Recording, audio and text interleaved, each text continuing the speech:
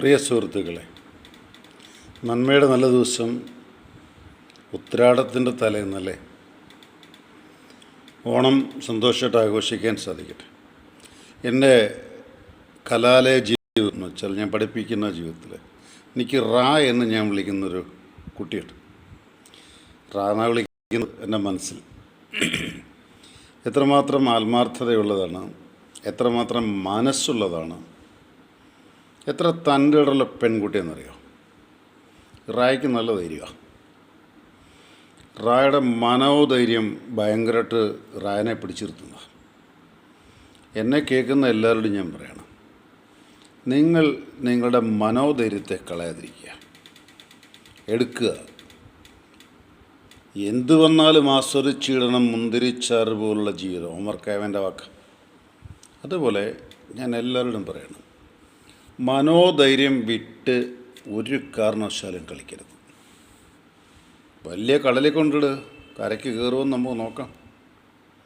ഏത് സ്രാവ് പിടിക്കാൻ വന്നാലും സ്രാവിനോട് വേണമെങ്കിൽ ഈണം പറഞ്ഞങ്ങ് പോകാം. അതുകൊണ്ട് എൻ്റെ പ്രിയപ്പെട്ട സുഹൃത്തുക്കളെ, നിങ്ങളെ തകർക്കാൻ നിങ്ങളുടെ മുമ്പിൽ ചെറു ബിംബങ്ങളെത്തും, വലിയ ബിംബമെത്തും. അല്ലെങ്കിൽ നമുക്കാർക്കും കീഴ്പ്പെടുത്താൻ സാധിക്കില്ല എന്ന് ചിന്തിക്കുന്ന വലിയൊരു ബിംബമെത്തും. ഇല്ല, ഒരിക്കലും കീഴ്പ്പെടുത്താൻ സാധിക്കില്ല. റായ്ക്കറിയാം, റായ്ക്ക് നന്നായിട്ടറിയാം. ഞാൻ തന്നോടൊരു കാര്യം പറയുക, വളരെ സ്നേഹത്തോടെ. തൻ്റെ മനസ്സിലുള്ള സ്നേഹം ചാലിച്ച് കുഞ്ഞുങ്ങൾക്ക് താങ്കൾ കൊടുക്കുന്നതുകൊണ്ട് പല റാമാർ ജനിക്കുന്നുണ്ട് നാട്ടിൽ. അത് മറക്കാതിരിക്കുക. തൻ്റെ അസ്തിത്വം ഭൂമിയിൽ വേണമെന്ന് ആഗ്രഹിക്കുന്നതുകൊണ്ട് പല കുഞ്ഞുങ്ങളും നാളെ അമ്മമാരാകും. ഇതെല്ലാവരോടും ഞാൻ പറയണം. നിങ്ങൾക്കെന്തെങ്കിലും വിഷമം ഉണ്ടാവുകയാണ്, പ്രയാസം ഉണ്ടാവുകയാണെങ്കിൽ ഒരു കാര്യം ആലോചിച്ചുള്ളൂ. നിങ്ങളുടെ ഒരു തലോടൽ ആഗ്രഹിക്കുന്ന എത്രയോ മനുഷ്യർ ഭൂമിയിലുണ്ടെന്നറിയാമോ? ഒരു വാക്ക് കൊണ്ട് നന്മ ആഗ്രഹിക്കുന്നുണ്ടെന്നറിയാമോ?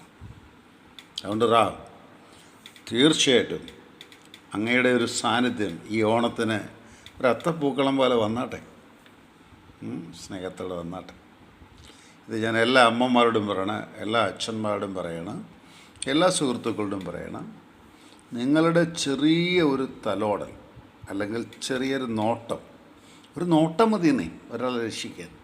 ഒരു നോട്ടം, അത്ര നോട്ടം വേണമെന്നില്ല. ഒരു വാക്ക്, കൊച്ചേ, ചേട്ടാ, അച്ഛ, അമ്മ, ഇത് മാത്രം മതി ഒരു സമൂഹമായി നിൽക്കാൻ.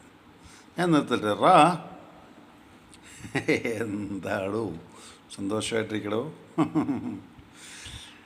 അപ്പോൾ എൻ്റെ ഏറ്റവും നല്ല പ്രിയപ്പെട്ട കുട്ടിയാണ് അപ്പോൾ അതുകൊണ്ട് റായോട് ഞാൻ സന്തോഷത്തോടെ പറയുകയാണ്. ബാക്കിയുള്ളവരോടും പറയണം, നിങ്ങൾ ജനിച്ചത് മറ്റുള്ളവരെ ജനിപ്പിക്കാൻ വേണ്ടിയാണ്, മറക്കരുതേ. നിങ്ങൾ പഠിച്ചത് മറ്റുള്ളവരെ പഠിപ്പിക്കാൻ വേണ്ടിയാണ്, മറക്കരുതേ.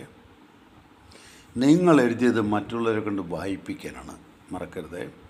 നിങ്ങൾ എഴുതുന്ന ഓരോ വാക്കും മറ്റുള്ളവർക്ക് എഴുതാൻ ശക്തിയാവാനാണ്, അതും മറക്കരുതേ. നിങ്ങളുണ്ടാക്കിയ ആഹാരം മറ്റുള്ളവർക്ക് കഴിക്കാനാണ്, കഴിച്ചവർ പിന്നെയും ആഹാരം ഉണ്ടാക്കാൻ വേണ്ടിയാണ് നിങ്ങൾ ആഹാരം കൊടുക്കുന്നത്.